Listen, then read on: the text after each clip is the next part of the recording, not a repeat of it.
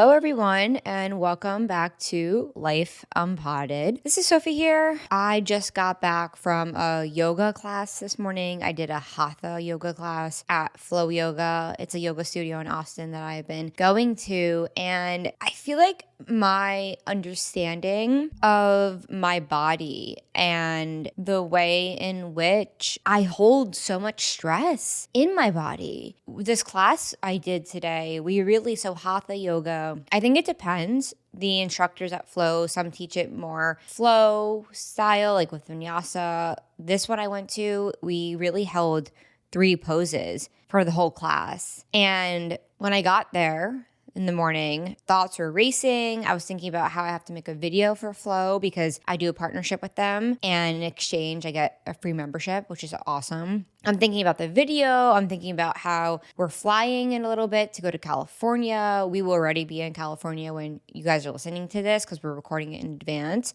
And all of the thoughts are going through my mind. Interesting enough, yesterday I cried. I was processing emotions, just this journey we're on of constantly sitting and learning to sit with emotions as they come up. And the class was so helpful to help my mind slow down. And a lot of times it just feels like my mind is operating at 1,000 miles per minute. And the instructor said something along the lines of, our bodies process a lot slower than our minds. And I really felt this as I was slowing down and doing these poses and feeling when I move slowly, how I can really feel the tension in my body. I can feel the pressure I put on myself. I can feel the judgments I have towards myself. I can feel this state of resistance that I have operated in. It seems like for the past 8 or so years, maybe since college, maybe since high school. If it was high school, then longer than 8. And slowing down and doing yoga has just been so transformative for me to connect with my body and to connect with myself and to learn and reprogram my body how to not operate in fight or flight all the time. And it's really, really clear that fight or flight, anxiety, worrying, contraction of the body. To the listener right now, how does your body feel? Can you take a breath with us?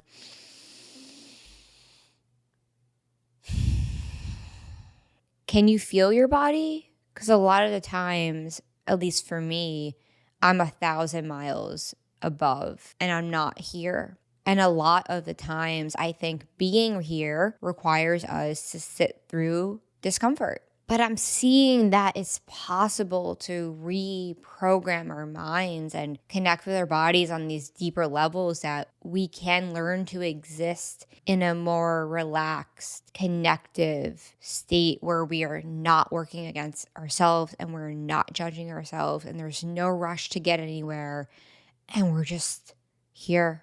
So that's where I'm at after this class, and I feel very grateful to the studio. I feel very grateful to the instructors there. I feel grateful to myself for learning what I need and no longer neglecting myself, even if that means sitting through discomfort.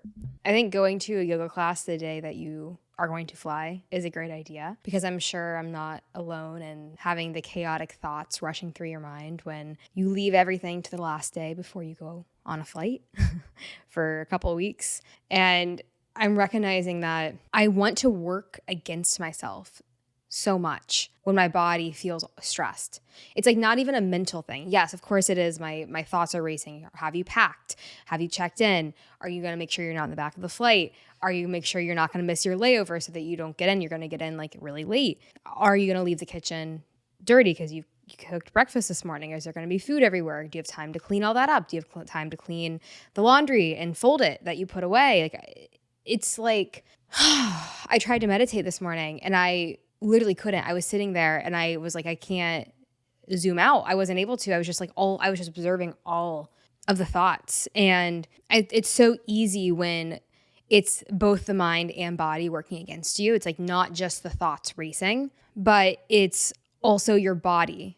You feel like you're in fight or flight. You feel like there's a bear chasing you. So I've really been sitting with this when I came out of meditating, I was like, you need to put all the dishes away. You need to do all this. And I didn't let myself do any of it because I was like, if none of this happens before I leave, it'll be okay. But if I speed around trying to do everything really quick, it's going to guarantee that the rest of the day and the whole travel day, it's going to be horrible because I'm not going to be based in reality. I'm going to be based in my mind, and everything is going to be stressful. Oh, we're 30 minutes early instead of 25. Like, that's going to be a cause for stressfulness. And it is times like this where I am grateful I don't live in a massive city. But that's not the point. The point is that I have been trying to sit through all of the flight, chaotic anxiety, planning, pressure of getting everything right and not let it take over, not turn on the people I'm traveling with, not see them as the reason why we're going to miss our flight. So I appreciated your reflection on going to yoga and how you mentioned the teacher said that we have to process in the mind first, but the body, it takes longer for it to catch up. It holds a lot of stuff. So that resonated because right now I might be able to tame my thoughts, but I still might be short of breath. I still might feel tense in the body. Oftentimes when we feel that, we want to speed up. We want to go, go, go, go, go, go, go. And that only makes it worse. I think why yoga is so great for getting in touch with the body is because it helps you slow down. And as we begin to slow down, we start to see the realities of how our body is truly feeling, and we feel like we have more control over it because we can ease into it. We don't have to run away from it. And I think feeling stressed in the body is one that is scary, truly, because it's painful. The body hurts. And when you feel like in these like states of stress, when you're planning for something or about to leave for something, it's like when the tornado comes to the center. And I guess you have the option to go into it and let it take over and react to it. Or we can just take a beat, take a minute, question your thoughts that are so extreme. Let your body relax. I think it's easy to work against the body when it's feeling so stressed. But you would never like scream at a child who had a wound on their knee and they're like, it hurts. They're crying. And I think sometimes just because we can't see our pain in our bodies that we're carrying, the tension, back pain, hip pain, all of this, we don't give it attention. We just keep moving because we think that it's not worthy of attention. I don't know. I think that we don't slow down to pay attention to our body, but relaxation begins with slowing down and paying attention to our body, of finding a true panic button to release all of the extreme tension we have in our body. And on that thought, the mind and the body, of course, they're connected. They're extensions of each other. But like your yoga teacher said, the body takes a while to catch up to the mind. So if you have been able to slow the mind down where it doesn't have racing thoughts, it doesn't mean that your body is also there. Your body still might need to shake it off, get out of it. But your body still might need to take a minute to breathe, to stretch, go into your body. I think that's a really helpful reminder that our bodies are not as quick as our minds. And it takes time for them to catch up. Because when you are in stressful situations like the airport, you can take some deep breaths. You can meditate. You can do some yoga. The airport's a wild place. But anywhere truly, you always have access to slowing down in your body. And I think we forget that because we don't see people doing that. And it's really a reminder to myself that our anxiety, our fear can get trapped in our body. And we can relax into it. We don't have to let it be in pain. We can give it attention. Yeah. And it's interesting because I think the mind and the body are one. I think the body is the mind, but I think because our thoughts exist on such a subconscious level, we might not know when we wake up and we're about to go to the airport that there's still a narrative that we're telling ourselves. There's still something there that's signaling to the body, tense up, be anxious. And a lot of times it's just habit, it's just habitual. But I think it's important to address with yourself, okay, and I see this happen in my life in the past so much. We rush a lot. I have rushed so much throughout my life. In this example, we're leaving at like 4 o'clock, okay? We're recording this at 11 a.m. There's not that much that we have to do until then. But it's like the mind, when it knows there's a deadline or it knows there's something that has to be done, I think we don't trust ourselves that unless we panic, unless we rush, unless we tense up and do everything really, really quick, that we'll be able to get everything done in time. And this is something I've learned very interesting about myself is my time management. We say often that we don't have enough time to do things, but we don't realize that we're spending 75% of that time holding ourselves back, getting in the way of ourselves, rushing, freaking out. And I was experiencing this yesterday because, like I mentioned, with this partnership I have, I do 3 videos a month. And I was running a little late on posting the next video for the cycle. And they told me, don't worry about it. Like, there's not a hard and fast deadline, which is something I'm really unlearning coming out of the corporate world. But I found myself waking up. What are you going to say in the video? What video are you going to make? And racing thoughts.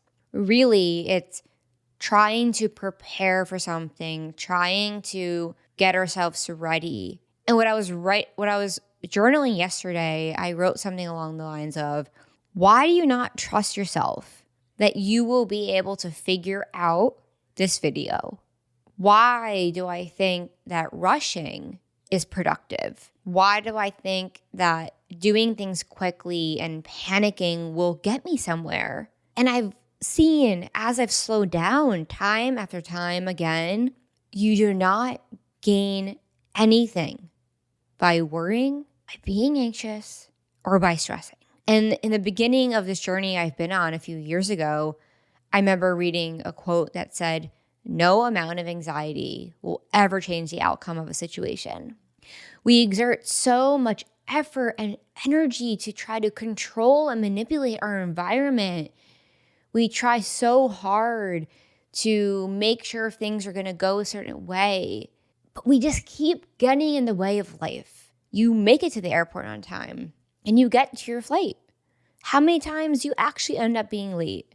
How many times do things go so terribly wrong? And even when something happens, how often does that ever ruin your day? Because we know ultimately, as long as we're alive, the inconveniences that we experience are the inconveniences of the mind. So how can we learn to let go a little more with these tasks that we have to do or these activities we're doing in life and realize there's nowhere to get? Because even when you get to California, are you gonna, I made it here. Okay, everything's good now. It's the illusionary sense of I will find relief then. I will find relief when I check into the flight, when I get on the flight, when I'm not sitting in the back, when I land on time, instead of saying, there's nothing wrong right now. Well, I would say that mentality is actually what sets you up for a not good trip, because once you get there, who's to say that everything just goes away? You're going to carry that anxiety into the next thing and the next thing. So the best time to squash the anxiety and to sit with it is right now, 8 hours before we get in the flight. And I see how much I relax just in this conversation, allowing me to relax, allowing myself to relax, because, oh my God, it's just so deeply rooted. And I know it's from my childhood. It was always chaotic going to the airport. It was so chaotic. We missed flights. It was just always a chaotic venture. And I know it is for so many people.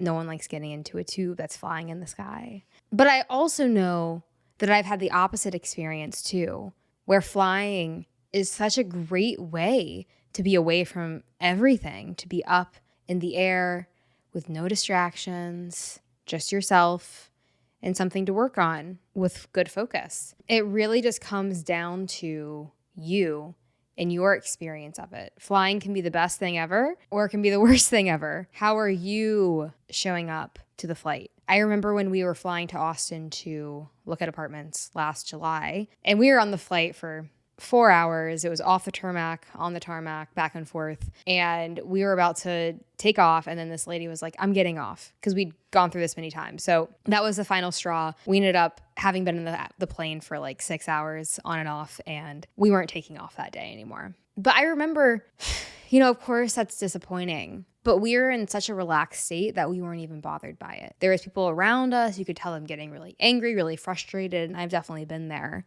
But it's just an experience if that's what you allow it to be.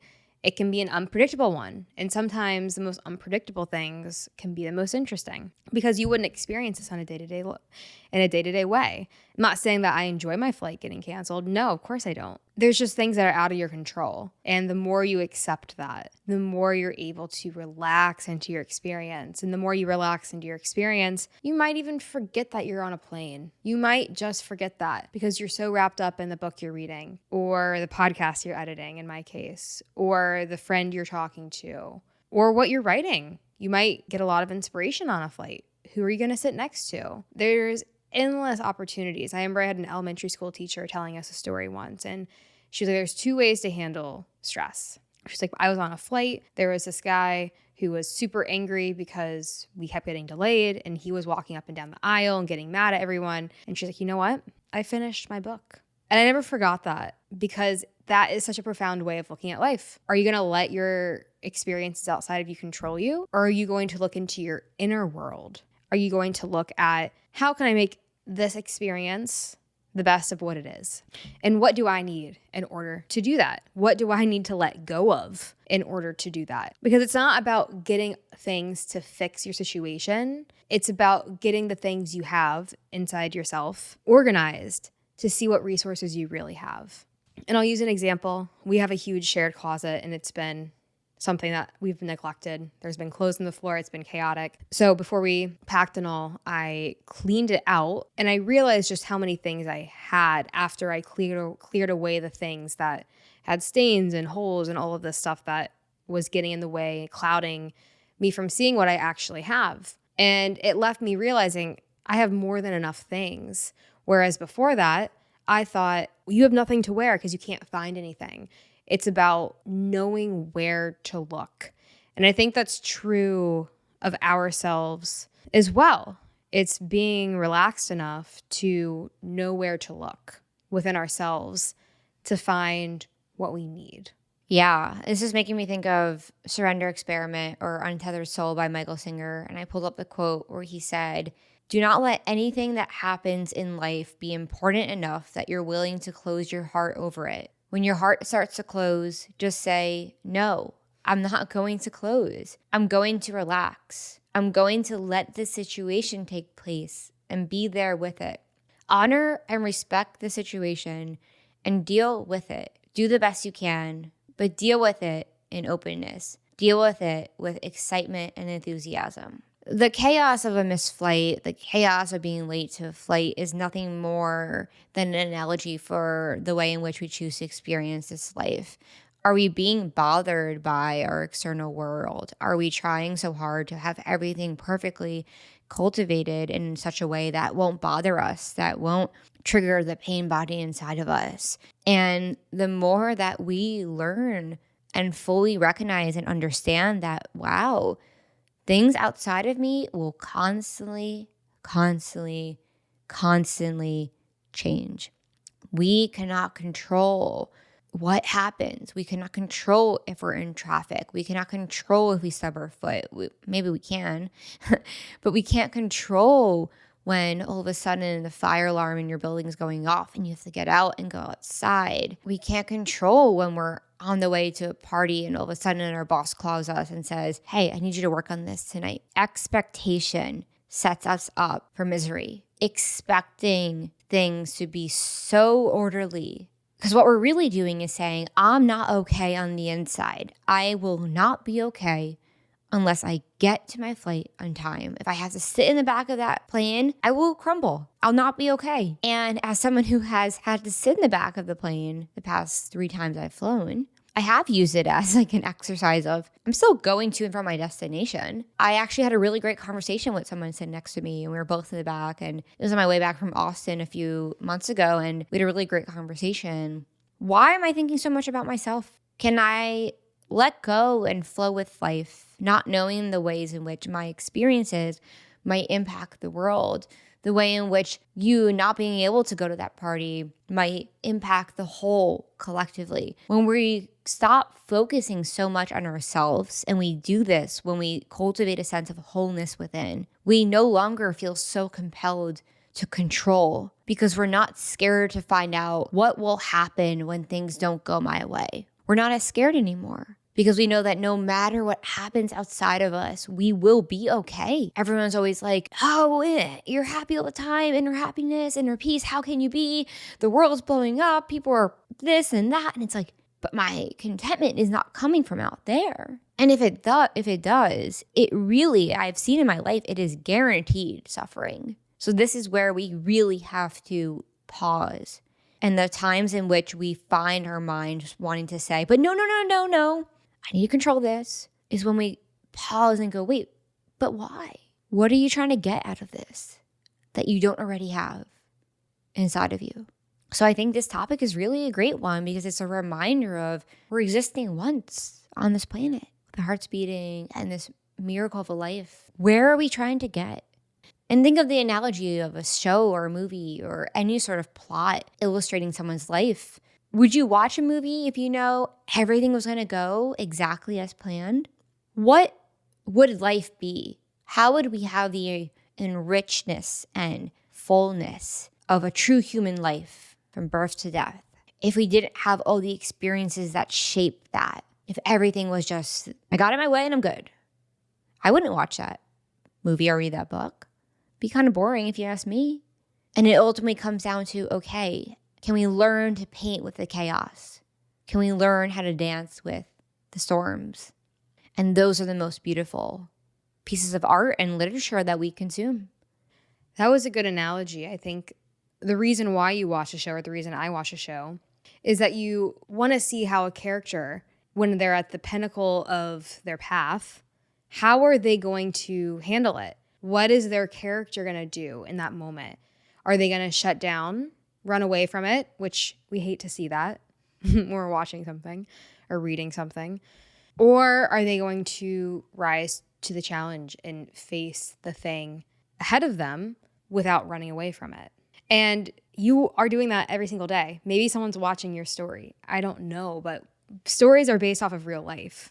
Movies, shows, books are based off of real life. So who's to say that if someone was watching your life, they wouldn't be disappointed in the decisions that you're making? And I say that only because, would you want to be watching your story? Would you be disappointed in the way that you're handling it if it was a Netflix series? I like to think of the way that we like characters in certain shows, the way we fall in love with them, or the ways that we don't like them, or we want to distance ourselves from them. And sometimes those are the characters that we are. But we like watching shows because we feel like we are the character who's doing everything right, when that is the furthest thing from the truth. And by everything right, I mean facing challenges in a way that is true to themselves. And I think that it can be scary to recognize that you wouldn't want to watch your show. But I also think that that's where it gets interesting, is when you realize that it's not necessarily the actions you're taking, but it's the truth in which you're able to look at yourself. Because no one wants to watch a show where it's surface level, there's no character development, and the same character just does the same thing every day and gets her way and is very happy. It's like we've progressed past that. Shows show so much more depth and understanding of the beauty and the ugliness that a person can feel and can put onto those around them.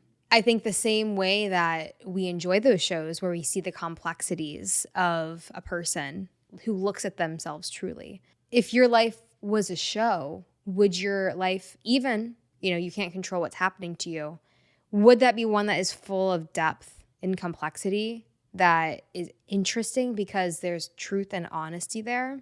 Or is it going to be a Hallmark story where everything's going to play out? I never thought of this analogy before, but I used to watch so much TV. Like when Sophie met me, I watched so much TV. It was like a coping mechanism. But I think about how we feel so seen by certain shows, oftentimes because you're seeing the character as they are, and they're not trying to be anything. And sometimes that helps us see ourselves. Sometimes those things help us see ourselves, which I think that is a place in which great film production, show production can have a huge impact on us because it inspires us to make change in our lives. Wow, so true. Like, so true. And it feels like what we're really just doing here is character development. It's how are we developing this character, this being, Sophie and Daisy and the listener? How are you choosing to write the story of your life? And it's like you're saying, like, if you were to go and watch the film of X name's movie, Sophie's movie or Daisy's movie or the listener's movie, would you see things of, oh, would it look like Groundhog Day where you're getting up and every day you're doing the same thing over and over again? And it's almost like the complexity of the show or the film is not really in what's happening. In a lot of ways, yes, it's where is this character spending their time? What are they doing? But it is the constant shift in the different challenges that they go through and overcome. It's the way in which they're navigating their life. And if I looked back on my show or my story a few years ago, it would have had a lot of self-sabotage, would have a lot of anger, comparing myself to other people, thinking life was so hard, we'll never be able to get out of it, limited perspective, until I said to myself, there must be more to life. And it's like that's when our stories begin. That's when life begins. And it's really important to also remember there's a lot of great films where it's not until 1 hour in of the character maybe running in circles, living their life, where they do have that moment of change, which is why we can't feel bad about our pasts. We can't judge ourselves that, oh, it's taken me X amount of years to wake up. Your story was always unfolding. It's just a matter of, are you taking control now? Are you entering the writer's room? Are you going to start writing it a little more deeply?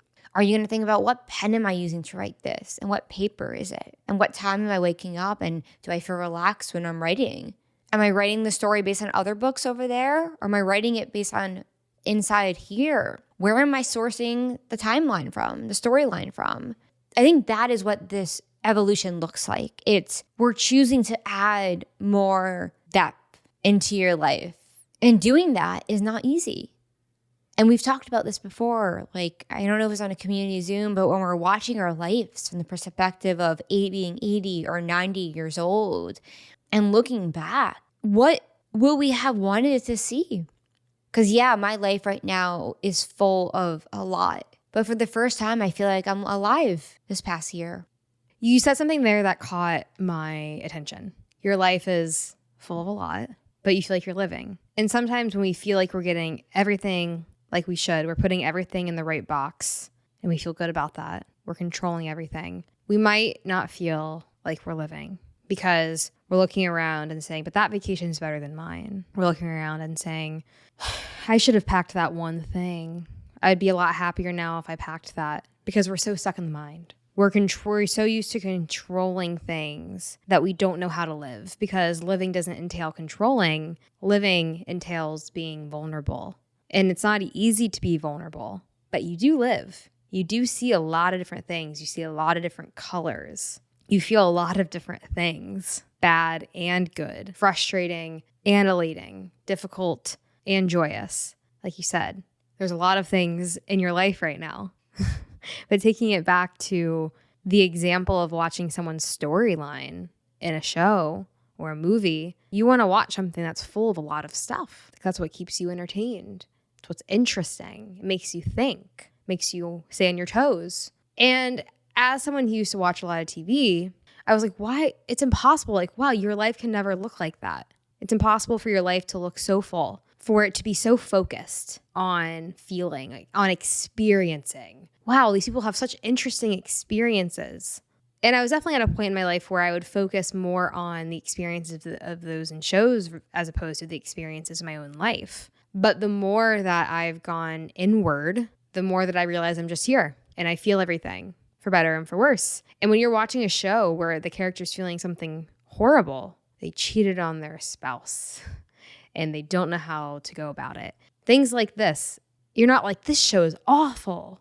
you're like, no, what are they going to do next? How are they going to come back from this? What are they going to do? Or when someone is failing a class and they need that grade to graduate, to go and fulfill their dreams. How are they going to do it? You're not like, oh, this is a horrible show. It's like when you're most drawn in. And the same thing should be applied to your life. When you are unsure of where you're going, don't be watching your own life as it's happening. Don't be the viewer of your life. Be the experiencer of our life. Be the experiencer of your life. Because if you're too busy watching your life and judging it, that means you're not living it. And I think if we're too busy watching and judging our life, we're missing out on what's actually happening and for our ability to enhance and experience it for what it is. And you can start doing that in any second. You can start focusing on this actual moment. What color are the walls that you're sitting within? What color is the shirt you're wearing? What's the temperature? Do you feel like there's any airflow? Are your feet on the ground? Are they crossed? We start coming back to the smallest details of everything around us. And it might feel elementary, but the truth is we have to simplify the act of coming back to this moment because it's complicated. The brain is complicated. So going with the theme that we've been talking about recently, slowing down allows you to observe. Think about how present you are when you watch a show. You're so immersed in their life. Are you that immersed in your own life? Damn. Are you that immersed in your own life? That, I think, is the question I want to leave the listeners with, because for a very long time, I wasn't. And when you're really immersed, it does not mean you're waking up every day and everything's amazing. When you're truly living, you're experiencing a life. And life has ups and downs and sideways and every shape you could imagine. So too does nature, right? Existence is not meant to be linear or one singular way. We're not meant to have things go our way every single moment, because when we do, we're just controlling and we're getting in the way. And for me this morning, going to that yoga class was profoundly impactful. So I encourage the listener to slow down, connect with yourself, take a breath, because the world expands, your inner world expands in ways you could never had imagined when we learn what it means to really be here. So I am feeling relaxed and ready to fly. And I appreciate that analogy you brought up, Daisy, or really the real life reference, because more often than not, we are rushing. And it's like, how long have you spent your life cumulatively? 30, 40, 10, 20 years rushing. When will you feel like it's time to stop running? You can stop running right now. Thank you so much for listening. Thank you so much for being here. The next episode will be post-retreat, I believe. And I'm so pumped for this retreat. Holy shit. And I'm so excited for the insights that we have to share with you all, to share with our audience. And until then, we will talk to you guys. I have no idea what day is airing, so we'll talk to you guys the next day, either Tuesday or Thursday. I think Tuesday.